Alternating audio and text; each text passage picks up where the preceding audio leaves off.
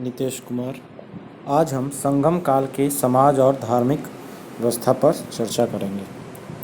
मौर्योत्तर काल के समानांतर सुदूर दक्षिण भारत में एक नई संस्कृति का उभरना हुआ, जो लगभग 4 शताब्दियों तक प्रभावशाली बनी रही।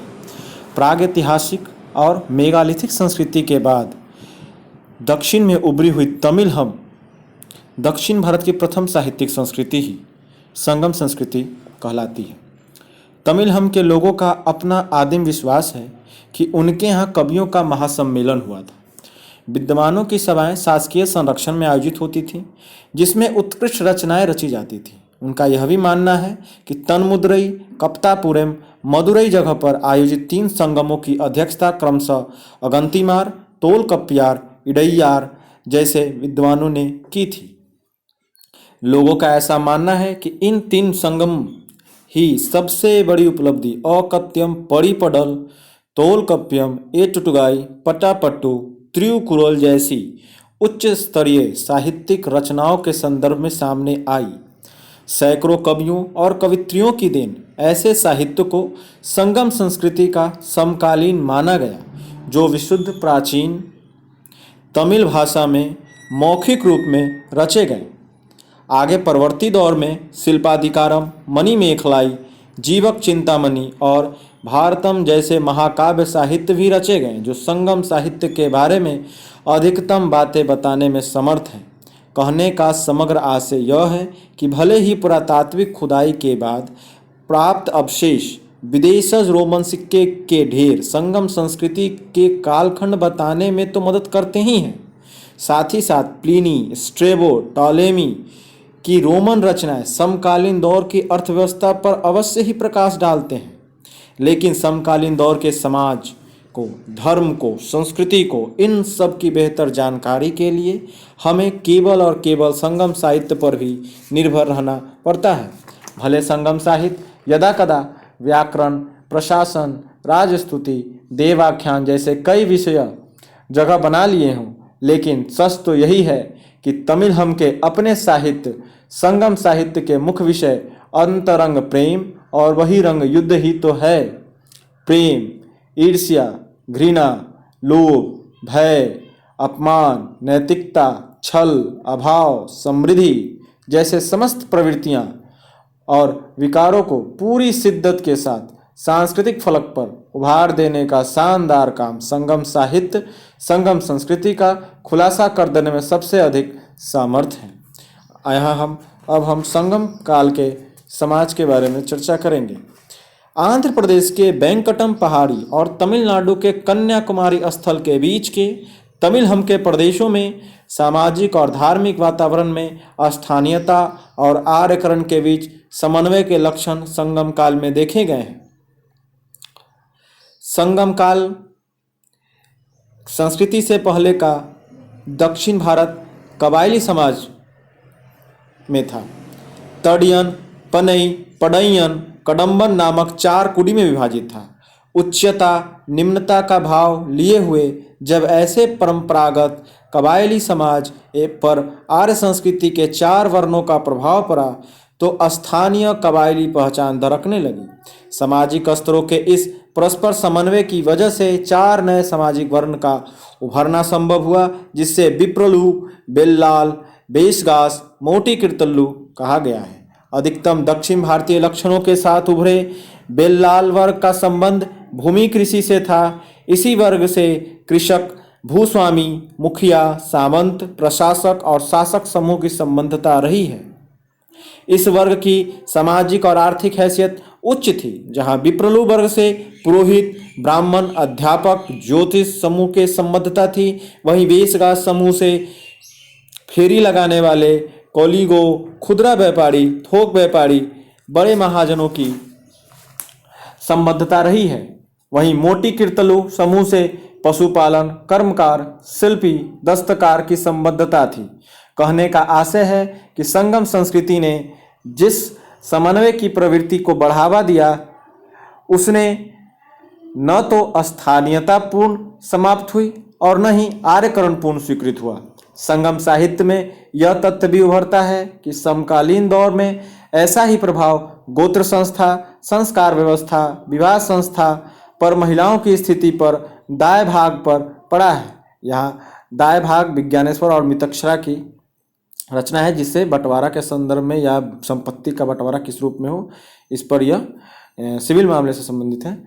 आर्यकरण के बढ़ते असर ने दक्षिण की उच्च वर्ग की महिलाओं को घरों के भीतर केंद्रित करके प्रतिव्रत धर्म, विधवा कष्ट, सती प्रथा, दास प्रथा जैसी कुरीतियों से बांध दिया। दक्षिण भारत की निम्न वर्ग की महिलाएं उपरोक्त सामाजिक कुरीतियों से मुक्त रहते हुए दिहाड़ी मजदूरी, बॉडीगार्ड सेवा, कमाओ व्यवसायों से जुड़ी रहीं, बल्कि आर्थिक स्वतंत्रता का अनुभव करती रहीं। दक्षिण भारत की परंपरागत विवाह मान्यता पर भी आर्यकरण का बड़ा असर पड़ा है। आर्यकरण प्रभाव के पहले दक्षिण भारत में स्त्री पुरुष के मेल जोल को स्वाभाविक मानकर प्रेम विवाह, कलाभ्रू को बढ़ावा दिया गया है। मेल जोल के विवाह को कम्बकुट्टम कहा जाता है, वहीं प्रेम विवाह को कलाभू कहा जाता है। दहेज अनुपस्थित थे, रस्म रिवाज संकीर्ण नहीं थे। तोल कप्यम साहित्य का कहना है कि आर्यकरण की वजह से लोगों ने कम्मक कुटुम यानी जो स्त्री पुरुष के मेल जोल को स्वाभाविक मानना छोड़ दिया। अभिभावक द्वारा तयशुदा विवाह कर्पु यानी अभिभावक के द्वारा जो विवाह होता था उसे कर्पु कहा गया है, को अपनाना शुरू कर दिया। दहेज का आगमन हो गया और नई जटिलता के साथ तालीबंध नामक नया रस्म आ गया। निसंदेह संगम संस्कृति ने समस्त संदर्भों में कबायली तत्वों और आर्य तत्वों का यथोचित समन्वय करवाया। इस समन्वय की वजह से न स्थानीयता पूर्ण समाप्त हुई, न बाह्य आर्यकरण की पूर्ण स्वीकृति हुई। अभी हम धार्मिक परिदृश्य पर गौर करेंगे। संगम साहित्य में जो दक्षिण भारत का धार्मिक परिदृश्य भी ऐसे समन्वय से अछूता नहीं रहा। संगम समकालीन दौर से पहले मेगालिथिक सांस्कृतिक दौर में कबायली समाज में कई देवी देवताओं की प्रशंसा की गई है। प्रागैतिहासिक दौर में मरुगम पर्वत का देवता, अर्धनारीश्वर कृपालु देव, मृत्यु संहारक से संबंधित, तिरुमाल आनंद का देव, कन्न पशुचारण देव, कोरुबाकी विजय की देवी, कल्यामागम स्वास्थ्य की देवी, कादवल वन्य की देवी की पूजा उपासना की प्रवृत्ति थी। संगम काल में जब दक्षिण भारत का आर्य संस्कृति का असर पड़ा तो स्थानीय देवों का वैदिक हिंदू देव से सम्मिलन बढ़ा। मरुगन का कार्तिक से, अर्धनारीश्वर का शिव से, तिरुमाल का विष्णु से, कन्नन का कृष्ण से, कोरुबाकी का दुर्गा से, कोदुराई का अरण्यानी से, कल्लेईला का मादन का शीलता से सम्मिलन संगमकालीन सांस्कृतिक वातावरण में हुआ है। इस सम्मिलन से दक्षिण भारत की संस्कृति की सामसिकता बढ़ी है। समकालीन दौर में कुछ स्वतंत्र देवों की उपासना भी बढ़ी।